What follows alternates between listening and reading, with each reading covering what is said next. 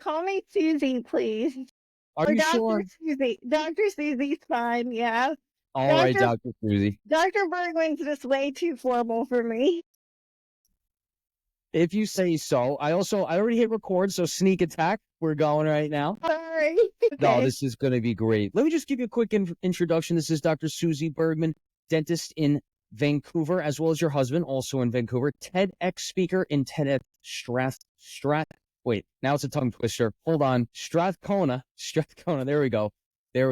And excellent, by the way. So healthcare is disjointed. I really like that. I listened to it twice. I listened to it a week ago and I listened to it again today. And I really appreciate the passion in it, but I'm sorry to cut you off for a second ago. I just listened to it. I got off and I have so many things bobbling around in my head. I can't agree with you more. Thank you so much, and thank you for inviting me to be on your podcast. I love it. Well, thank you for spending some time with me tonight. Yeah.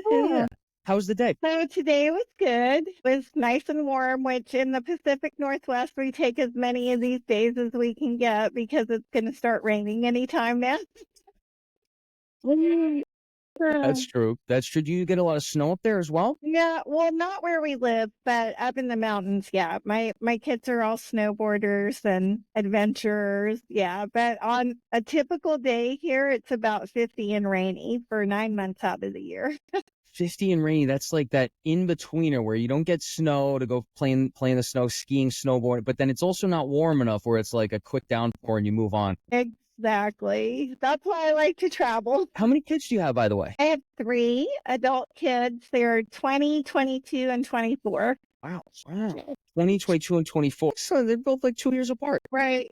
That was fun when they were babies. All in college now? Well, one's 2 are out of college, right? Yeah, so our youngest is at Southern Oregon University. She's an outdoor adventure leader.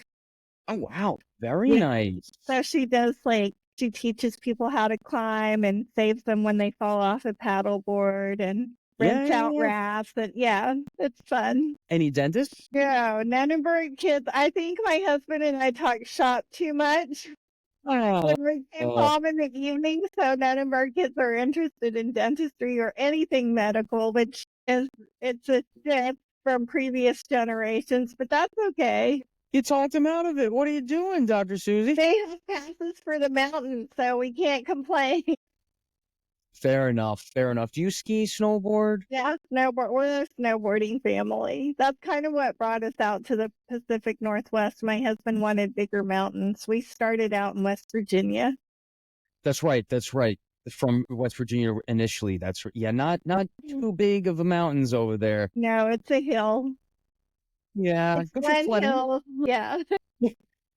I don't know in West Virginia because I'm in New York and we have a lot of ice. Oh my God! So is same in West Virginia in that area? Yeah. Yeah. So much ice. Way too much ice. Yeah. And Yeah, man-made snow, which, yeah. Once you get used to the real powder, there's no going back. My parents took me skiing. I mean, Washington at Whistler. We went to Park City in Utah, Vail in Colorado, Jackson Hole, Wyoming at the. Wow, you've been to all the good mountains. And those are all the best ones. I would never. Why would you come back to the East Coast when you could ski over there where there's real snow and the conditions, Right. Anyway, so I hate to talk. Why? So healthcare is so disjointed. I also like the pun because the joint, you're talking about the TNJ, right? Right. I thought that was cute. Yeah. So where obviously but you also didn't quite make the link between your jaw issues of the time until that click of a moment. Then you thought back to when that car ended up on top of you, and we don't have to bring back memories, but where has your passion taken you from there? I'm curious because the TED Talk was excellent, by the way, but then what's next? What are the next steps from here?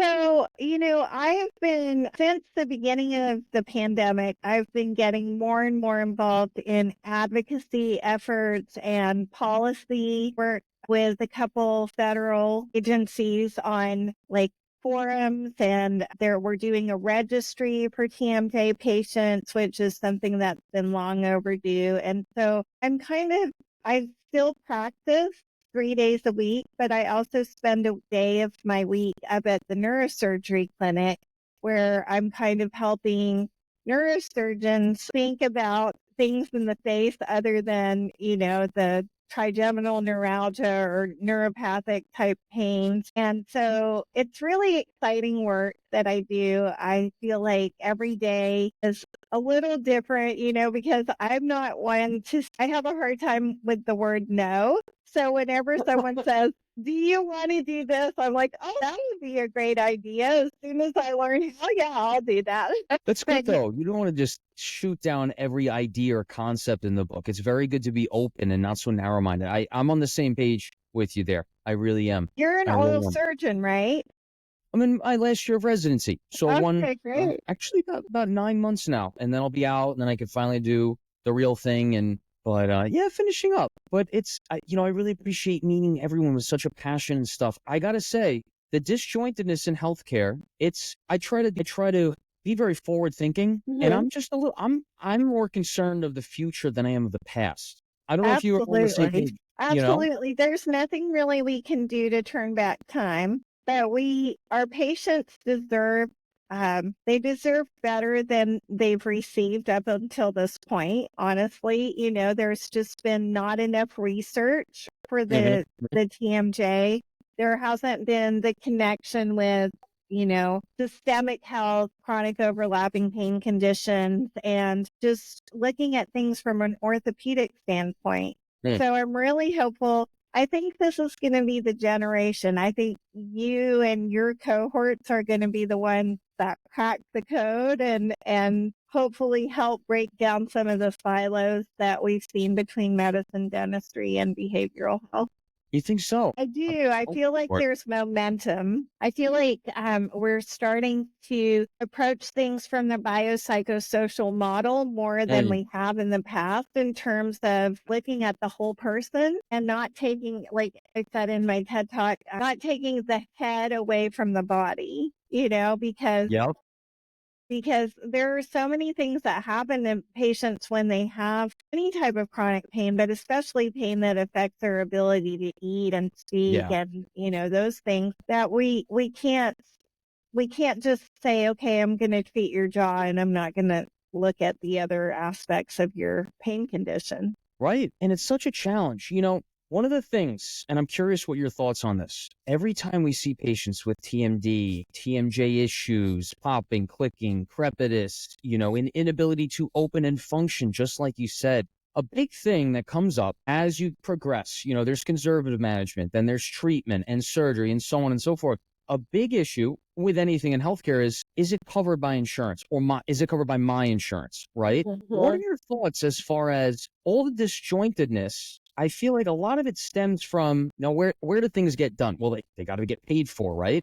I feel like a lot of disjointedness comes from this problem of financial issues. I don't I know. What do you? agree. Yeah, absolutely. So one of the big challenges is that TMD and TMJ patients, they feel like orphans. They don't really belong in the dental realm. The physicians don't really treat this. So they're kind of in this no man's land. So Mm, TMD surgeries or TMJ surgeries are covered by medical insurance, but they're done by guys like you, oral surgeons. So a lot of times patients have to pay for surgeries out of pocket. And they even have to they have to go between, is this a dental? Am I going to be billed by my dental insurance going to cover this? Is my medical insurance going to cover it? And if right. not, I often see patients who have to give up, their vacations, their discretionary income. It goes to paying for the ability to things that we need to keep us alive. And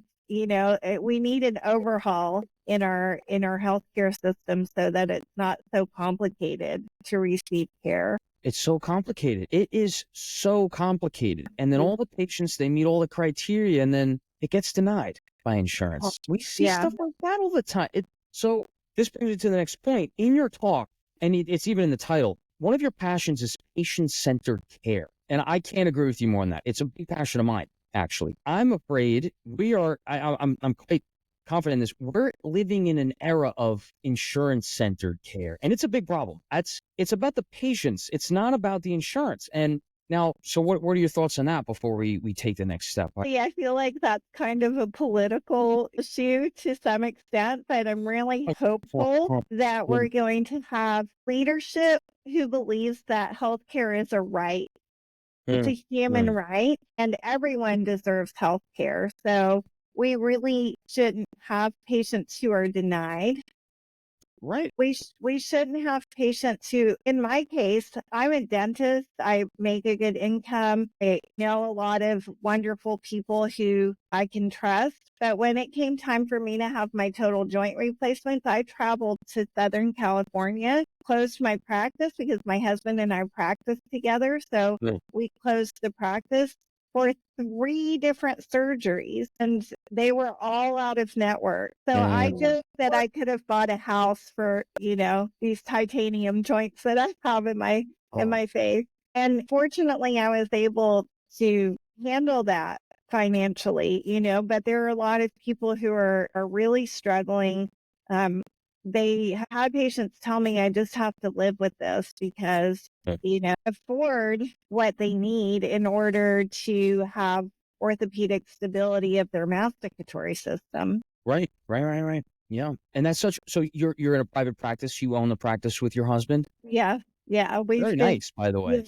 we've been in practice together for 25 years and we still My enjoy goodness. each other's company. So that's, Congratulations. that says a lot about him, honestly. What do you mean? Well, I don't know if you remember, but he was kind of the protagonist of my TEDx talk because he is such a caring person, and he's the one who I have watched over the years care for his patients in a way that you don't always see, where Wow. we like to give our patients enough time for them to share their stories. We like for them to feel like they're heard and seen, and it's not the most profitable way to run a dental practice, right? You hear all of these continuing education courses about how to produce more but at the end of the day, we are in a field where what we're doing is serving and we need to serve our patients. So that's um that's really important to me in kind of informing the way that I go about the work that I do. Oh, 100%. Yeah. Yeah. And I commend you for that. I mean, you have to do that. That's the dream dental office for me to go to. If I got to rant about something before, whatever's going on, it's like let's chat. Let's talk. I'd be like, "All right, see you later." Whoever the Yeah. Yeah. it's Like, like how long is this gonna take, right? Yeah. and well, first of all, I want to say congratulations. I mean, you said 25 years. That's excellent.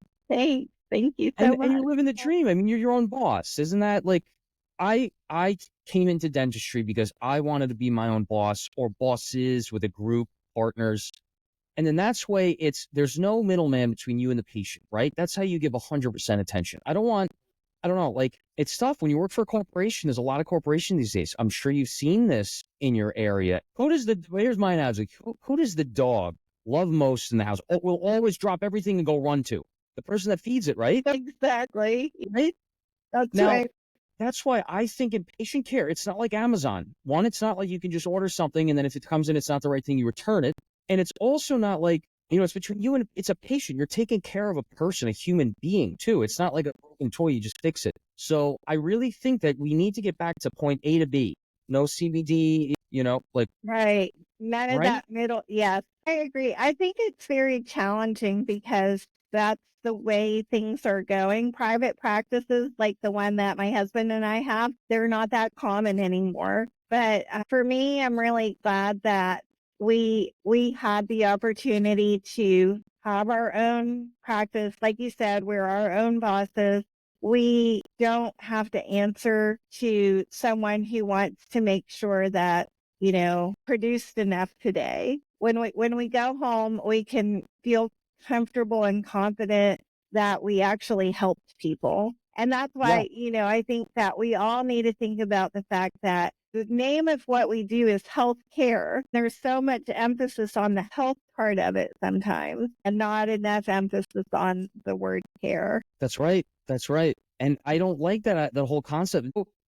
my dream is to be in that situation that you're in, and they're trying to maximize profits and not maximizing smiles. And now it might sound corny, but it's exactly what you're saying. That's what it's about. I hope that we can create a future. We can get back to this model where it's not 80-90% one or the other. It really should be a balance where if there's an opportunity that you dream of, it should be available to you. And you should be, and if it's not available, you should be able to create it, whatever it may be. But do you see that kind of being a stemming factor, perhaps, with this disjointed healthcare that we're talking about? I think there are several things in play. I think that people have great intentions, especially when they're just getting out of professional school, whether it be dental school or, like in your case, finishing your residency. You have great intentions. But then when you get into the system that we have, it's very difficult to keep those values because there are things that are pulling us away, like being efficient, being productive, using the latest technology. Well, technology is amazing, but it's also expensive, right? So Yeah, when we have the latest technology, then we have to work really hard and see a bunch of patients in a day in order to pay for that technology. And right. so, I think that it really is difficult to imagine that everything's just going to magically go back to the way it was in the days where doctors made house calls and, those kind of things. That's not going to happen. But in the world that we live in, we need to do for ourselves what isn't being done on a national level, Mm, so we need to make the choices that we feel are within our value system. I agree with that. Yeah, yeah. The trend, I've looked at the history across insurance and 50 years, maybe not even 50 years ago, 30, 40 years ago, as dentists, you could see X number of patients to make a great living, be comfortable, spend the amount of time that you need to spend with every patient. It's just like you said, that efficiency. Mhm. It's becoming this buzzword, and it's about Mhm. seeing more and more patients and a management coming in and saying, hey, you just worry about doing what you want to do and what you love doing. We'll take care of managing all the rest. And while that might be great for a handful and not so great for a handful, the fact is once they take over that, they maximize, they push for profits, they maximize the ROI from their perspective, and it just squeezes the provider so much. It squeezes that patient provider experience and relationship. Therefore, yeah, I don't see us going back to 50 years ago, but I would hope that 50 years ahead of now, it's not a collapsing thing. Like the mental health rates are only going up. And that's not only of patients, that's providers too. So I don't know. I want to Exactly. see the Yeah. future, and it's leading to TMD issues as well. And I'm just right. I want to see Right. the future than the past, and I just wanted to pick your brain on that. I mean, now you've been in it for 25 years. You've seen the trend. What are the kind of pressing factors that's causing this pressure, and how can we kind of mitigate that so that there's less pressure and more opportunity for providers and a better experience for patients in the future? If you have any ideas. Yeah, those are great questions. I think some of the pressure we put on ourselves, like we think that Mhm. in order to be good at what we do, we have to work hard, work long hours, skip lunch, or do work at the computer during your lunchtime. When we are that hard on ourselves, we are burning out Mm, and having the mental health issues. And spoke with someone yesterday who had such a nice perspective. And she said, we have to have compassion for our patients, but we have to also have compassion for ourselves. So yeah, when we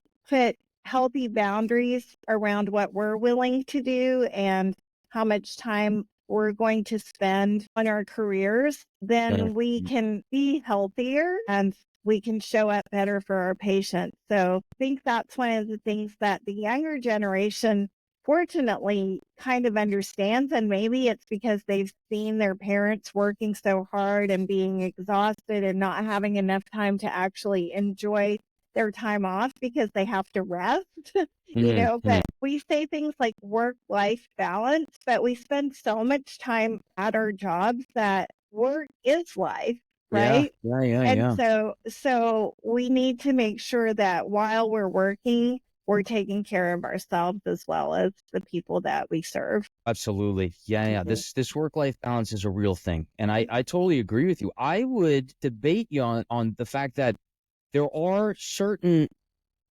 the upcoming generation now, I would argue, doesn't work as much or as hard in some aspects as the past. I mean, I remember growing up, I would never see my parents after 8 a.m. and before 5, 6 p.m. They Mhm. were gone for 10 hours a day. Both parents, and I'm an only child, they worked so hard. And I'm very fortunate for that because I learned so much from that and the perseverance that they would have at their jobs.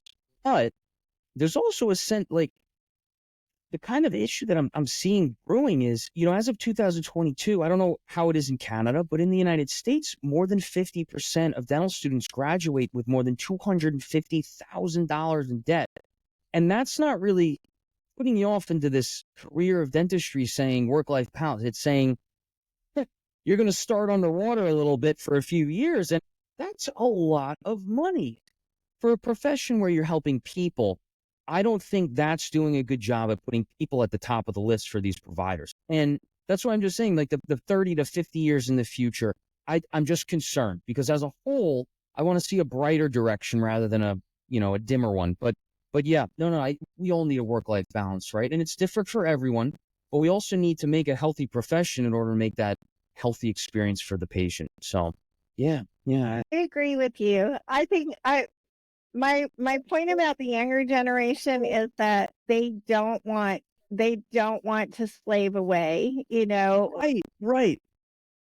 And I think again, it's a little unrealistic for us to think that things will just change just by our wishing them to Right, no, we change. gotta work at it. Right, exactly, We have to exactly. put our heads together.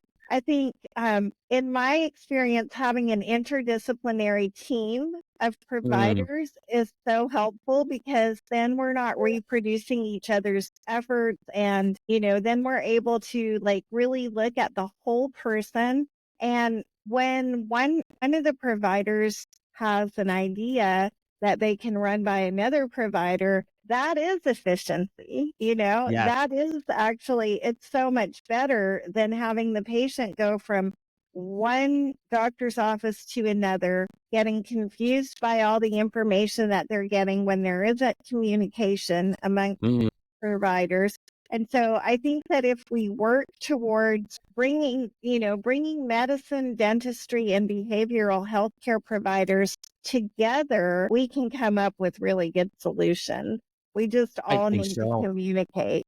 Right, right. I'm curious, do you have a podcast? I don't like being the guest. I actually Sure, have, sure, sure. yeah, I actually have quite a few podcast interviews lined up in the next couple months.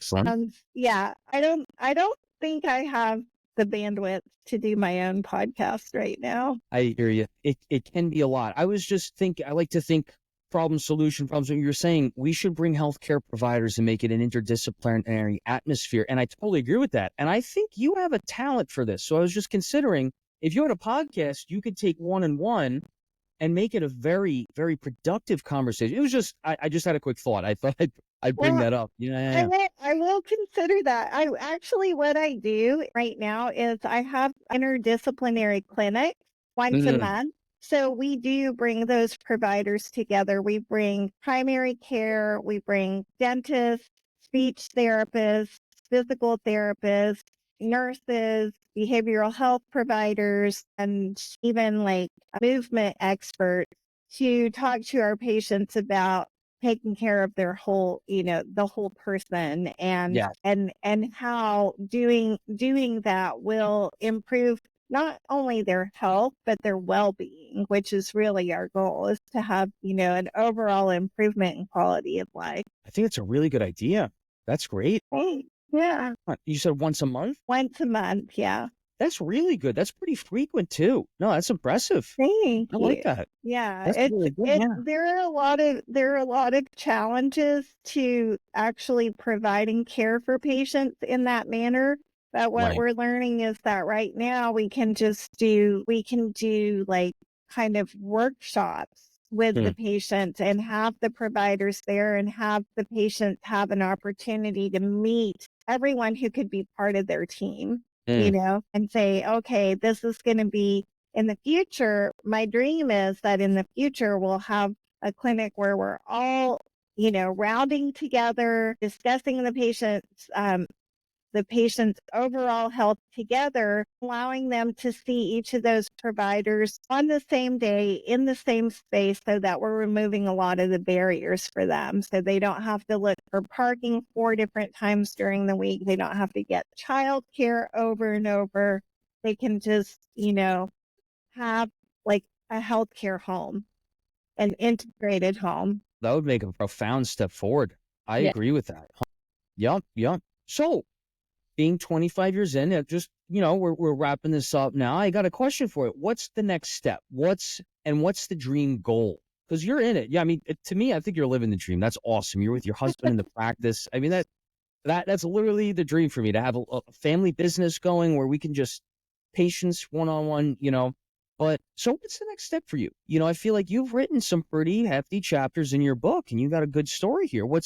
Well, I think, I love my practice and I love taking care of patients and the one-on-one, but I feel like next for me is to try to influence policy a little bit more, Oh, yeah. and to work with the players who really have the ability to make a big impact and on changing the narrative for the future. So I'm kind of involved in a few of those things right now. And as opportunities arise, I look to see if they align with my goals, and so we're, like I said, in the neurosurgery department. I do some teaching for dental schools and postgraduate school, and I lecture. I love to travel, so I lecture internationally. And I think that just being able to tell my story and how that changed the trajectory of my career really, hopefully inspires other people to think about what they have a passion for and how we can work together, bring care back to healthcare. I love that. And you're going to do it. You're doing it. You're already doing it. Thanks, I think you have such a Brendan. good story. I'm curious, how do you kind of free up some of your bandwidth, like you said before, to, I don't know, try new things, but you're doing so much and then you're traveling around. No, Like I said, I have a really supportive husband. So that's important. he makes that possible for me. So he likes to hold down the fort, and he also can gently remind me that sometimes not everything that sounds great might necessarily be something that I personally need to be doing. So that's something I'm learning, is that some people, their talent is one-on-one, and other people's talents are to speak, to write. So we all just need to use our talents so that each of us is making as much of an impact on the desired goal as possible. Yes, and discover those talents, right? We need to embrace them where they are. That's a big point. That certainly is. I think we'll wrap it up on that. That was a great conversation, Dr. Suzie. Thank you for coming on. Thank you, Brendan. I really enjoyed it. It was great to meet you too, and I wish you all the best with your future career. Likewise, thank you. And finally, we finally got to meet all the back and forth on LinkedIn. Right? Yeah. It was great. Thank you so much for having When's me. your next TED Talk so I can keep on a lookout on the notifications? I think I'm going to hold off for a little bit because I'm kind of still writing through the response to this first one. But Sure. I do have an idea for another one somewhere down the road. Or maybe a book? I've written one book. I'm writing a book called What Can I Eat Today? And it's for people who have difficulty chewing and swallowing. So, yeah. That's so important. Yeah. No, I know several people that would definitely benefit from that with their TMD issues. Yeah. Oh, that's great. Well, thank you, Dr. Suzie. And we'll touch base again in the future. Yeah. Let me know what's going on. Yes, for sure. All right. Take care, Brendan. Thank you. All right. Thank you. You have a good night. Okay, you too. Bye-bye.